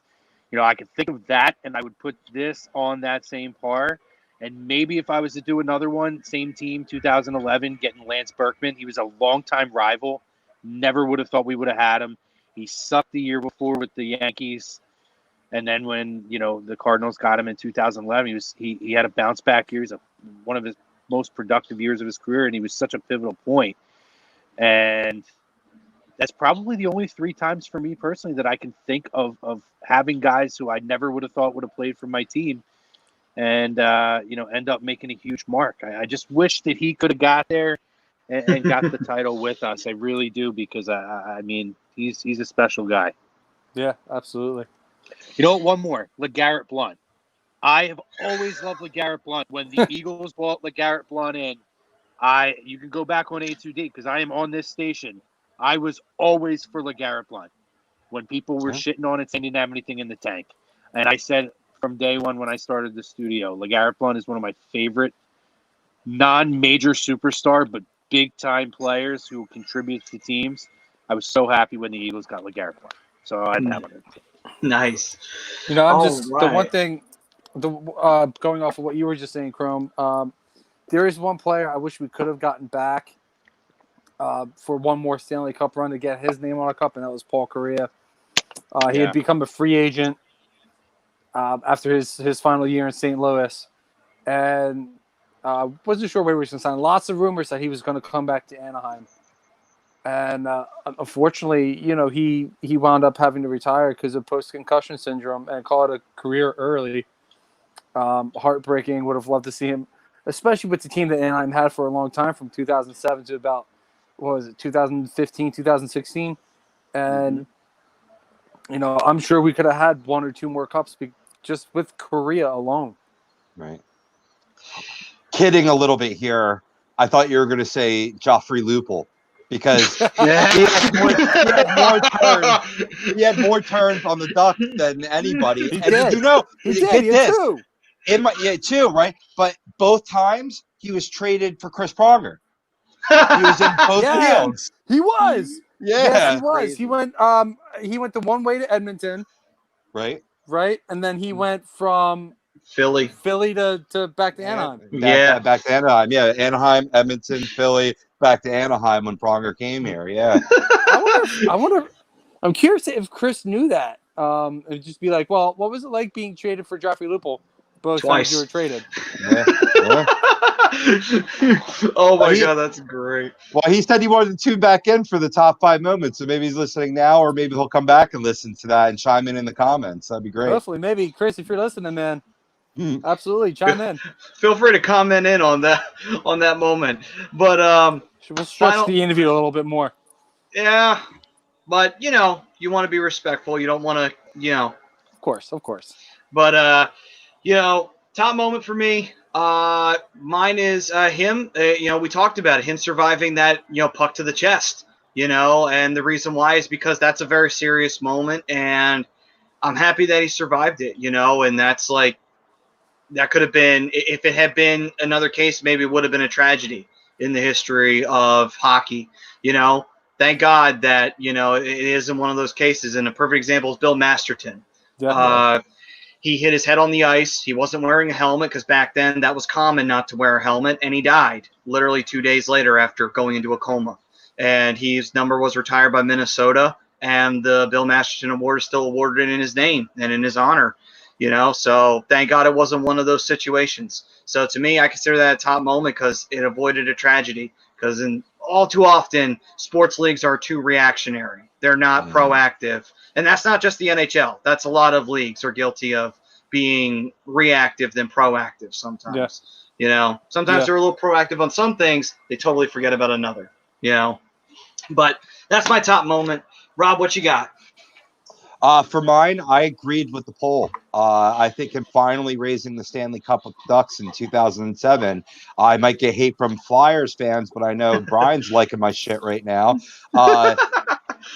Just after years with the Blues, as good as those teams were, not getting to the precipice and then failing to capture it the year prior with the Oilers in that heartbreaking 7-game series versus the Hurricanes.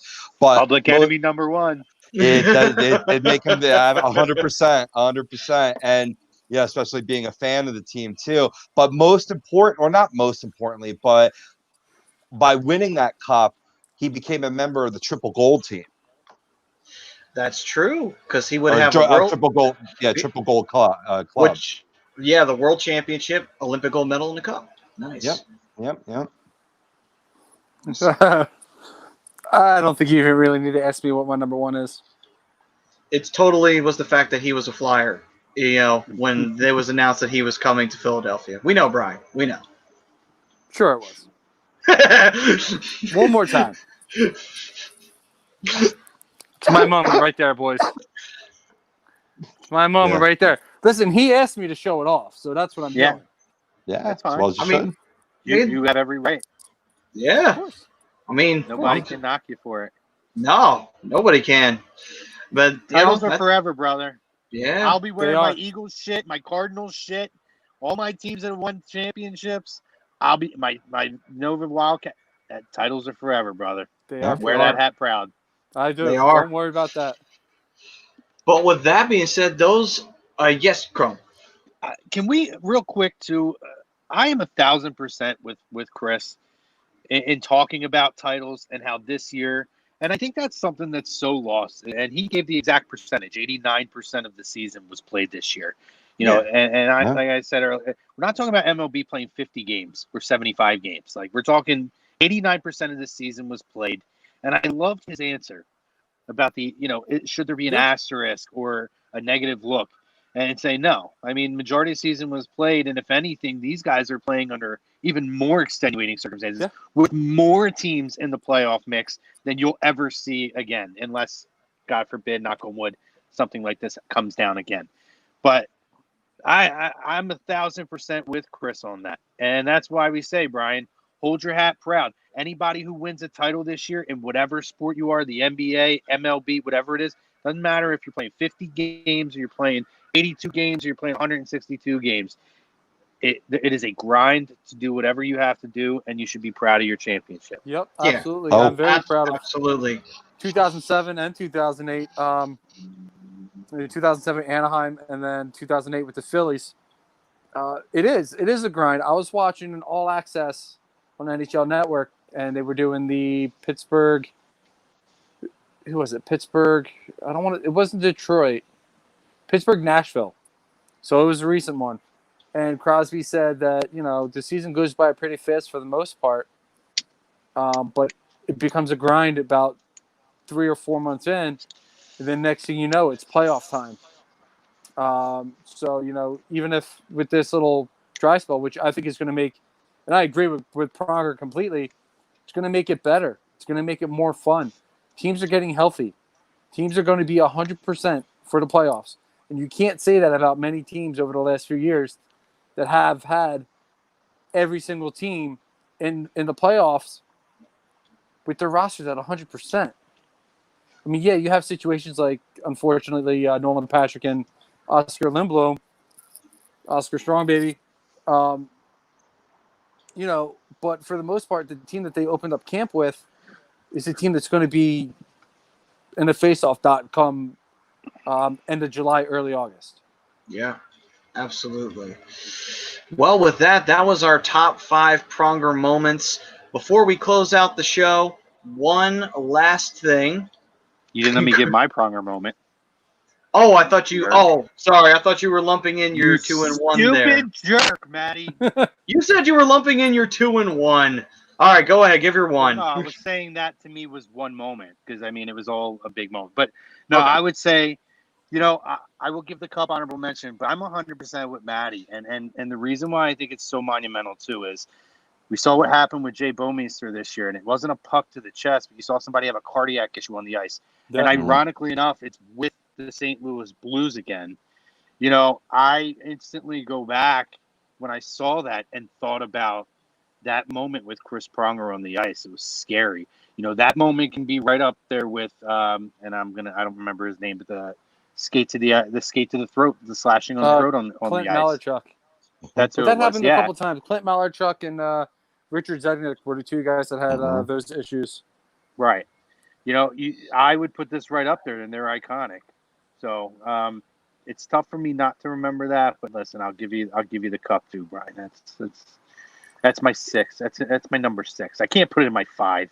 I'm not a fucking Ducks fan. I can't put that shit in my 5. I don't expect you to put it in your 5. Don't do it for me. Do it for you. So I guess that's in the dishonorable mention, not the honorable mention. Okay. No, it's an honorable mention. It just ain't top 5. Not in this Flyers fans book. We got no hate for the Ducks. They're cute. They're out on the West Coast. Hey, Oh, man. Ducks fly forever. Yeah. Fly together. Fly together, Real quick, whatever. Brian brought up Oscar Lindblom. I wanted to give a special shout out to him being nominated for the Masterson Trophy today. Yep. Awesome.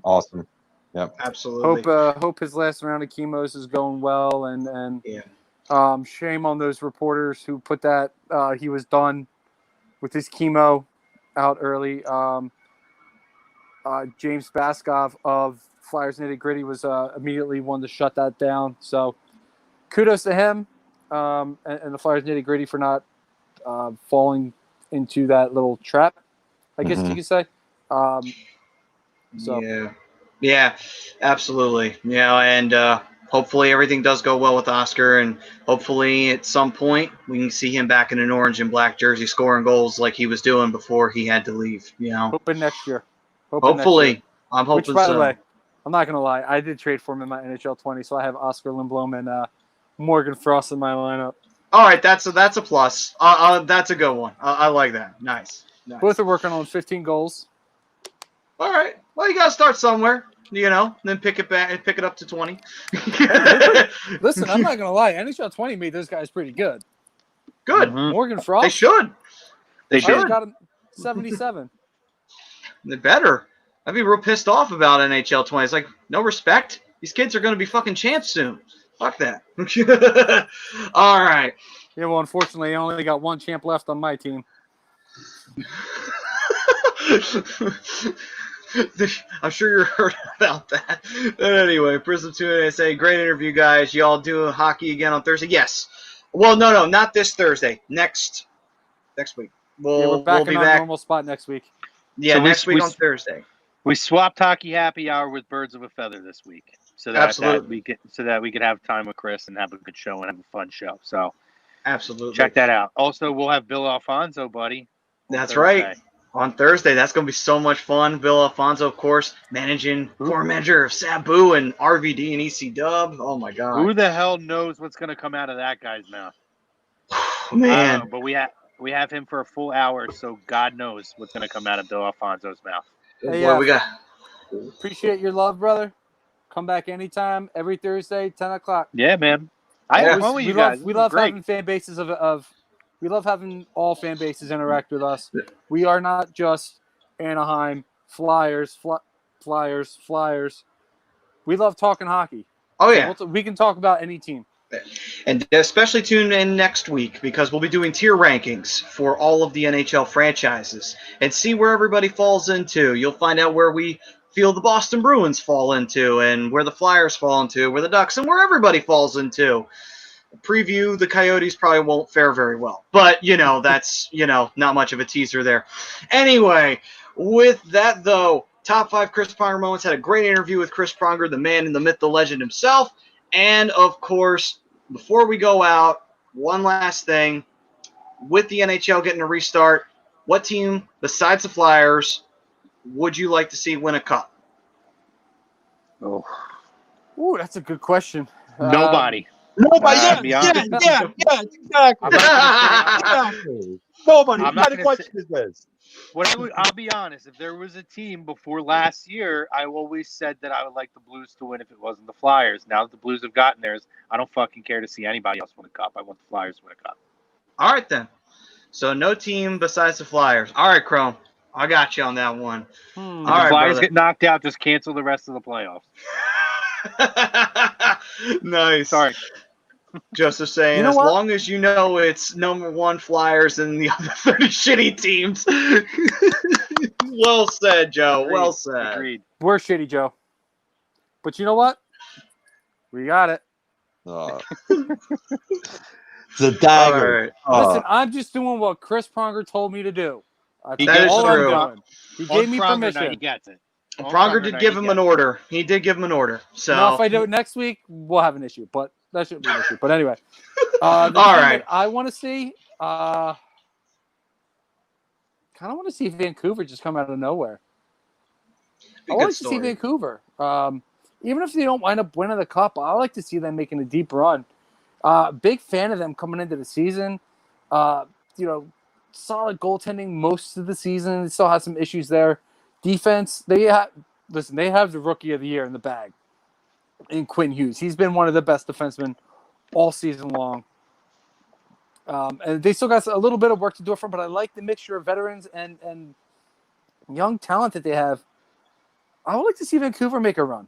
That's the team I would pick. All right, then. Rob, anybody you would like? I saw Prism throw in the Maple Leafs, by the way. I just can't because I am not a Tavares fan. I don't like the way he went. He went out with the Islanders. Mhm. I thought it was real shitty the way that he went out the back. In my opinion, it was almost like out the back door. Yeah. For that alone, unfortunately, I can't root for the Maple Leafs or want to see that streak end until he's off that team. Yeah, absolutely. Yeah, I get it. I mean, they're a talented team as well. They should have won one by now. Just with the talent that they have on the team now with Tavares and Austin Matthews, Morgan Riley before losing Jake Gardner, they got the team that's built to win. And I love Austin There's Matthews too, which is a shame that I can't root for them because I can't get behind Tavares getting a title. I'm a big Willem Nylander fan. I'm a big Mitch Marner fan. I love Mitch Marner. Talk about a really well-rounded player. Yeah, and he was calling the team out too when they weren't playing well this year to step the fuck up. And that's a young guy telling you to step the fuck up. It's like, damn, man, like you got vets on that team that aren't doing shit then. Woo. It's a kid that wants to win. It's a kid that has Yeah. that will and he wants to win. Yeah, but I will say though, for AF, he'll probably enjoy this. The Toronto Maple Leafs are not the Toronto Maple Leafs until they can accomplish this feat. They are property of the Boston Bruins. Until they can actually beat the Bruins in a playoff series, they are just an affiliate of the Boston Bruins. Simple as that. That is it. But with that being said, Pove, what you got? Kind of with Cromer here, but not to be redundant. If I had to pick another team, I'll go Western Conference, and I'll go with the Colorado Avalanche. Yeah, they've been another really I'll solid team. I'll jump on that with you, Pove. That if I had to pick a team, that's probably who I would get behind as well.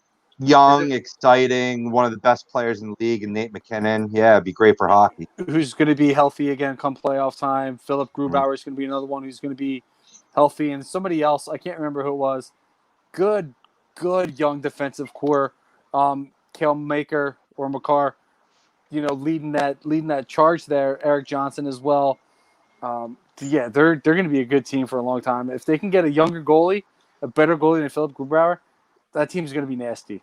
Absolutely. And that was actually going to be the team I picked. So all three of the Flyers fans picked the same team, which is kind of funny. But, Oh, all right. So with Great that minds. Yeah, whatever. So we thank you all for joining us for this edition of the Hockey Happy Hour. It was awesome getting a chance to talk to Chris Pronger and also getting a chance to go through the top 5 moments and getting a chance to have Chrome on the show, even if you can't see him right now. He's there. Yeah, I kind of lost. I have like my iPad with a white screen video on YouTube that runs for 24 hours, just trying to give me light on my face right now. Yeah, but it looked cool even before that, dude. It had the silhouette with the skyline in the background. It was actually a good shot. Good shot. Thanks, brother. Hey, Listen, I appreciate it for joining us.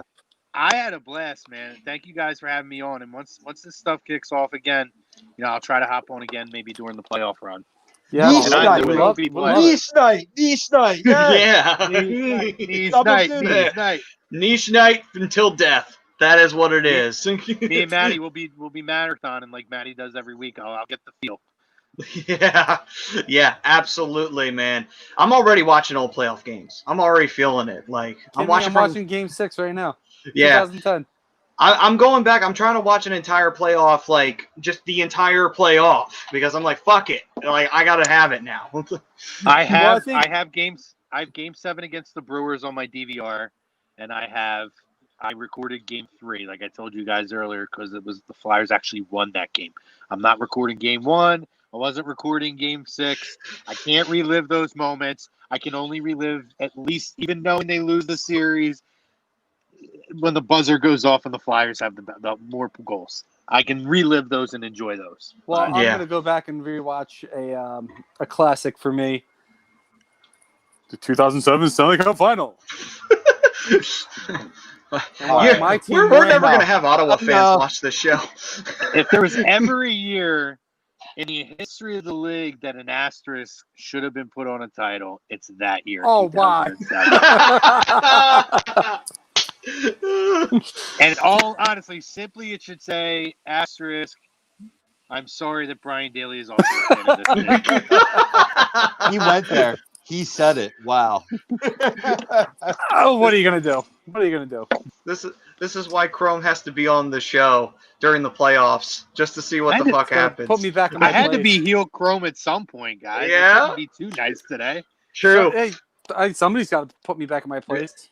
I mean, he's doing his best Alistair Brack impression, sitting in the darkness just there. So yeah, it fits perfectly with the heel persona right now. It's like an old school Undertaker promo over here. Yeah, yeah. All right. Well, thank you guys for joining us. Great show today. Having Chrome on the show for the first time of hopefully several more times to come.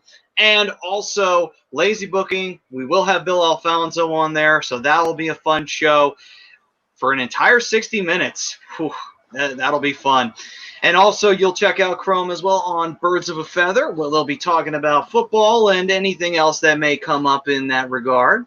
And also, check out all the other shows. We have Agree, Disagree, The Fix, AM and the PM. We got In This Very Ring, the other wrestling show. Sometimes we like to call it the Super Astros or Action Zone or, Saturday Slam. But, Velocity. Velocity, yeah. But, we love Ritz, and he does a good job. So, yes, also, very much. Kicking It Stateside is back. You also have this week, the weekly roundup on Saturdays. New to HUD is On the Road to Victory with Jimmy Smith, who I may or may not be jumping on with yet. 90% sure I will be jumping on with him. So nice. That'll be fun. And Sports Hounds have been running a lot of really fun interviews out too. Yeah, they had a couple good ones back on Monday, so go back and listen to those. They had Jagger. What's his first name? Jay Jagger? Jagger? Jeff Jagger. There we go. I couldn't think for a minute. I brain farted. They had Jeff Jagger on yesterday, and I mean that was a lot of fun.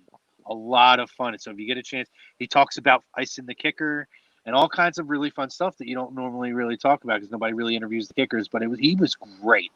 So go back and check that stuff out too. Yeah, they do a lot of really good interviews there. Yeah, they also had the broadcast play-by-play guy for the Padres on as well. Well, they did. There were some technical difficulties, and they tried to work around them, and it didn't really work out. So they're going to have him back on, I think, when we all get back to the studio. But they've had a lot of good interviews, so check it out. Yeah. Absolutely. Oh, yeah. Plenty Almost of good getting to be I was just about to say the same thing, Maddie. There's so many shows, so much stuff going on. It's hard to keep track of. That's why we need a team effort to list it out for. So many extra shows because we're doing these, this kind of unofficial A2D interview series. That, excuse me, a lot of them are happening on Friday afternoons or Wednesday afternoons. So Yeah. there's a lot of really exciting stuff, and we expect to have more coming in the future. Absolutely. Yeah, absolutely. So lots of exciting stuff coming your way this week and the following weeks after that. And of course, you can always take a look back on YouTube or on Facebook or on any platform you follow us on, Spotify, iHeartRadio, iTunes, Speaker. We got them all, basically, at the end of the day. If you guys want to go back and check out other stuff, feel free to, man, because we have plenty of great content for you guys to look back on and listen to. Even if it isn't exactly current event at that moment, you'll still find something to laugh at because we usually go off the rails just Absolutely. a few times. Also, real quick, merch. Get your HD Yes. gear. PhillyDrinkers.com. T-shirts, hoodies, hats, stickers, show T-shirts. Support your favorite show. QB Factory T-shirts out now. I believe it's still 20% off if you use the promo code A2D. So PhillyDrinkers.com. Go out and get your A2D gear. That's where you get it. Masks, tumbler, swim shorts. Yeah, tumblers, lots swim of cool shorts. shit. Yeah. There's 43 items from A2D listed on there. So go check them out. PhillyDrinkers.com. Absolutely. I ordered my A2D New World Order thing. I'm waiting for it to come in. I'm so excited for it. Same here. Me too. All right, guys. Thank you very much for joining us, everybody out there. We hope to see you next week for our tier rankings, and we hope to see you for Lazy Booking on Thursday for the Bill Alfonso interview and for all the other A2D programming that'll be coming your way. We were brought to you by Specialized Physical Therapy. We are also brought to you by Ambuck Services. The pandemic is slowly starting to curb, and so is the states reopening as well. So if you're going to have guests over, make your lawn look pretty and have the trees trimmed and make sure the gutters are cleaned so that way they don't fall off the side of your freaking house. Go to Ambuck Services. They'll take care of you. You can find them at ambuckservices.com, but you can also make an appointment with them by calling them as well. And the number to reach them is 856-879-5530. If you need to get anything taken care of, Ambuck Services will take care of that and make your lawn look pretty and make sure your gutters are cleaned. And let Michael Ambrose know that A2D sent you, and you get 20% off. That's a big thing. Absolutely. So with that being said, guys, thank you all for joining us. Thank you, Chrome, for joining us.